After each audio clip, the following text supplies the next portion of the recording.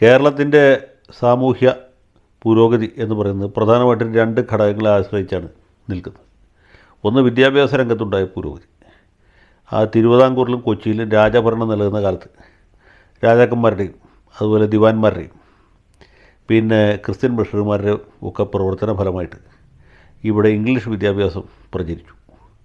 English വിദ്യാഭ്യാസത്തോടൊപ്പം തന്നെ ആ ജനങ്ങളുടെ ഇടയിൽ മൊത്തത്തിലുള്ള സാമൂഹ്യമായ അവബോധം വർദ്ധിച്ചു. അതേ സമയത്ത് തന്നെ ഈ നവോത്ഥാന നായകന്മാർ എന്ന് നമ്മൾ വിശേഷിപ്പിക്കുന്ന ശ്രീനാരായണ ഗുരു, ചട്ടമ്പി സ്വാമികൾ, അയ്യാസ്വാമികൾ, അയ്യങ്കാളി, അതുപോലെ മറ്റ് പ്രചാരകന്മാർ, പ്രൊട്ടസ്റ്റൻ്റ് മിഷണറിമാർ, ചാവറ കുര്യാക്കോസ് ഏലിയാസ് അച്ഛൻ, ഇങ്ങനെയുള്ളവരൊക്കെ പ്രവർത്തന ഫലമായിട്ട് സ്വകാര്യ മേഖലയിൽ പള്ളിക്കൂടങ്ങളുണ്ടായി. ജനങ്ങളുടെ ഇടയിൽ മൊത്തത്തിൽ ഒരു സാമൂഹ്യമായ അവബോധമുണ്ടായി. തൊട്ടുകൂടായ്മയ്ക്കും തീണ്ടിക്കൂടായ്മയ്ക്കും എതിരായിട്ടുള്ള വികാരം ശക്തിപ്പെട്ടു. വർണ്ണവിവേചനത്തിനെതിരായിട്ടുള്ള വികാരം ശക്തിപ്പെട്ടു. അതുപോലെ വഴി നടക്കാനുള്ള സ്വാതന്ത്ര്യത്തിന് വേണ്ടി വൈക്കം സത്യാഗ്രഹവും ക്ഷേത്രപ്രവേശനത്തിന് വേണ്ടിയിട്ട് ഗുരുവായൂർ സത്യാഗ്രഹവും നടന്നു. ഇങ്ങനെ വലിയ ഒരു തിളക്കുന്ന രാഷ്ട്രീയ പരീക്ഷണശാലയായിട്ട് കേരളം മാറി. അതിൻ്റെ തുടർച്ചയായിട്ടാണ് സ്റ്റേറ്റ് കോൺഗ്രസ് ഉണ്ടായത്. പിന്നീടാണ് മറ്റ് പല ഉത്തരവാദ ഭരണ പ്രക്ഷോഭം അടക്കമുള്ള കാര്യങ്ങളൊക്കെ ഉണ്ടായത്. അങ്ങനെ സ്വാതന്ത്ര്യം കിട്ടുമ്പോൾ തന്നെ തിരുവിതാംകൂറും കൊച്ചിയുമൊക്കെ സാമൂഹ്യമായിട്ടും വിദ്യാഭ്യാസപരമായിട്ടും വളരെ മുന്നോക്കമെത്തിയ രണ്ട് സംസ്ഥാനങ്ങളായിരുന്നു. ബ്രിട്ടീഷുകാർ നേരിട്ട് ഭരിക്കുന്ന മലബാറിൽ ഇത് അത്ര പെട്ടെന്ന് എത്തിയില്ല.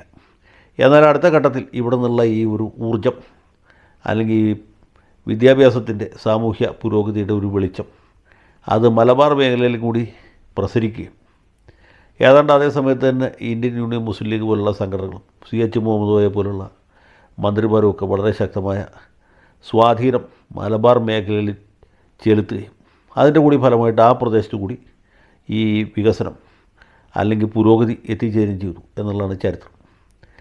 കേരളത്തിലെ കമ്മ്യൂണിസ്റ്റ് പ്രസ്ഥാനത്തിനും ഈ കാര്യത്തിൽ അഭിമാനിക്കത്തക്കതായ ഒരുപാട് കാര്യങ്ങളുണ്ട്.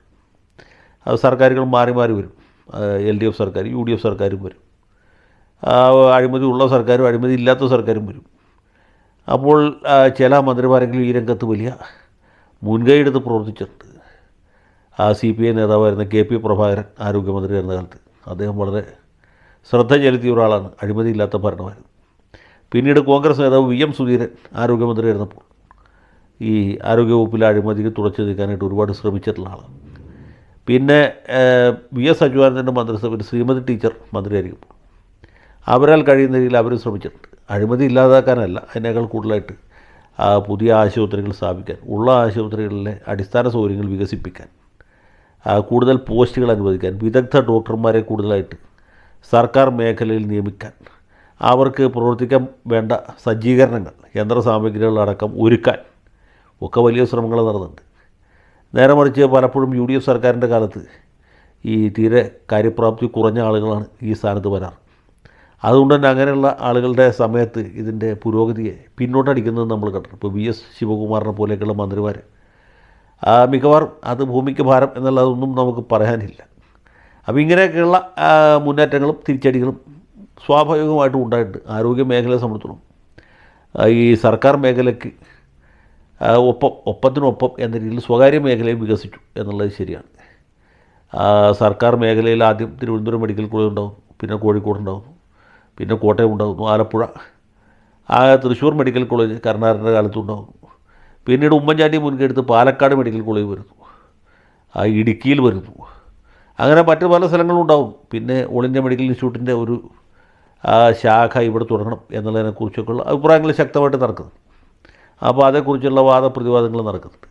പക്ഷേ ഇതൊക്കെ നടക്കുമ്പോഴും നമ്മുടെ ആരോഗ്യ മേഖല തികച്ചും അനഭിലഷണീയമായ പല പ്രവണതകൾക്കും കുപ്രസിദ്ധി നേടിയതാണ് എന്ന് പറയാതിരിക്കാൻ നിർത്തിയില്ല. ഒരു ഭാഗത്ത് ഈ സൂപ്പർ സ്പെഷ്യാലിറ്റി ആശുപത്രികളും സ്വകാര്യ മേഖലയിൽ നടക്കുന്ന ഭയങ്കരമായ കഴുത്തറപ്പൻ മത്സരവും അതുപോലെ തന്നെ രോഗികളെ പിഴിഞ്ഞ് പണമുണ്ടാക്കുന്ന പ്രവണതയും നടക്കുന്നു. നമ്മുടെ വിഷയം ഇപ്പോൾ അതല്ലാത്തതുകൊണ്ട് ഞാൻ അതിലേക്ക് പോകുന്നില്ല. സർക്കാർ മേഖലയെ സംബന്ധിച്ചിടത്തോളം ഈ ഉള്ള ഡോക്ടർമാർക്ക് ആത്മാഭിമാനത്തോടെ ജോലി ചെയ്യാൻ പറ്റിയൊരു സാഹചര്യം അവിടെ ഉണ്ടാകുന്നില്ല എന്നുള്ളൊരു പ്രശ്നമുണ്ട്. പലപ്പോഴും ഇവരെ ഈ മാനദണ്ഡങ്ങൾ ലംഘിച്ച് ട്രാൻസ്ഫർ ചെയ്യുകയും അതല്ലെങ്കിൽ അവരുടെ സുരക്ഷിതത്വം ഉറപ്പുവരുത്താൻ പറ്റാത്തൊരു സാഹചര്യം ഉണ്ടാകിച്ചു.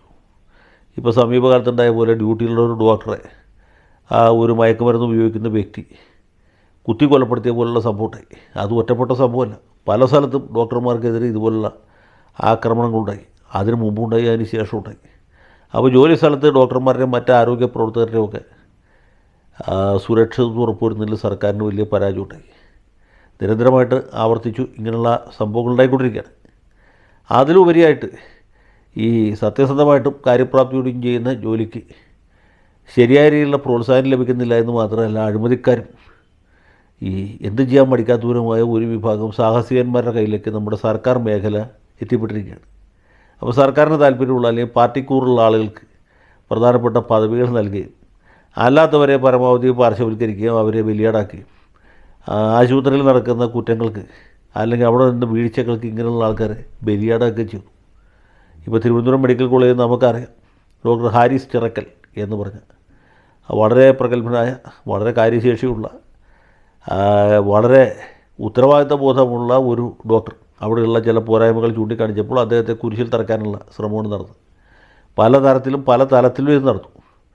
ആരോഗ്യമന്ത്രി തന്നെ ഇദ്ദേഹത്തിനെതിരെ വാൾഡെടുക്കുകയും ചന്ദ്രഹാസം മോങ്ങുന്നതൊക്കെ നമ്മൾ കണ്ടു. പക്ഷേ അതൊന്നും നടപ്പായില്ല. ഏറ്റവും അവസാനം ഡോക്ടർ ഹാരിസ് നിഷ്കളങ്കനാണ്, അദ്ദേഹത്തിൻ്റെ പേരിൽ യാതൊരു കുറ്റാരോപണവും നിലനിൽക്കുകയില്ല എന്ന് കണ്ട് ആരോഗ്യമന്ത്രിയും മേലുദ്യോഗസ്ഥന്മാരും ഒക്കെ ഈ ഊരിയ വാള് ഉറയിലിടുന്നതാണ് നമ്മൾ കണ്ടത്.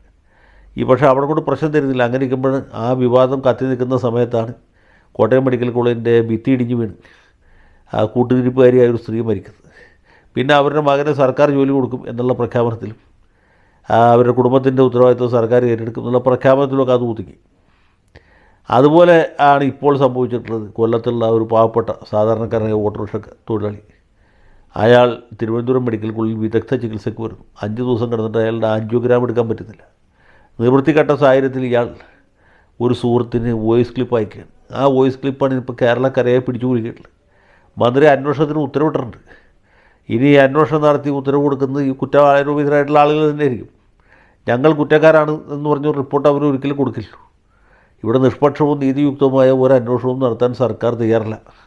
ബന്ധപ്പെട്ട ഉദ്യോഗസ്ഥന്മാരെ സസ്പെൻഡ് ചെയ്ത്, അല്ലെങ്കിൽ ബന്ധപ്പെട്ട ഡോക്ടർമാരെ സസ്പെൻഡ് ചെയ്ത് എന്തുകൊണ്ട് ഇത് സംഭവിച്ചു എന്ന കാര്യം അന്വേഷിക്കാനും സർക്കാരിന് താല്പര്യമില്ല.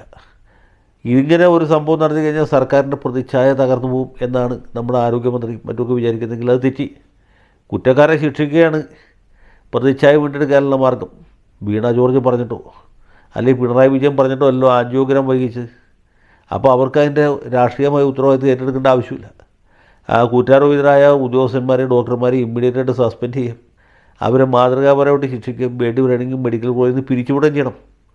അത് ചെയ്യുന്നതിന് പകരം റിപ്പോർട്ട് തേടിയിരിക്കുകയാണ്. റിപ്പോർട്ട് കിട്ടിക്കഴിഞ്ഞിട്ട് വേണം പ്രശ്നം പഠിക്കാനായിട്ട്, പഠിച്ച് പരീക്ഷ പാസ്സായിട്ട് വേണം എന്തെങ്കിലും തീരുമാനം എടുക്കാനായിട്ട്. ഇതാണ് നമ്മുടെ സർക്കാരിൻ്റെ മന്ത്രിമാരുടെ, മുഖ്യമന്ത്രി അടക്കമുള്ള ആളുകളുടെ ചിന്താഗതി. ഇതാണ് അവരുടെ സമീപനം.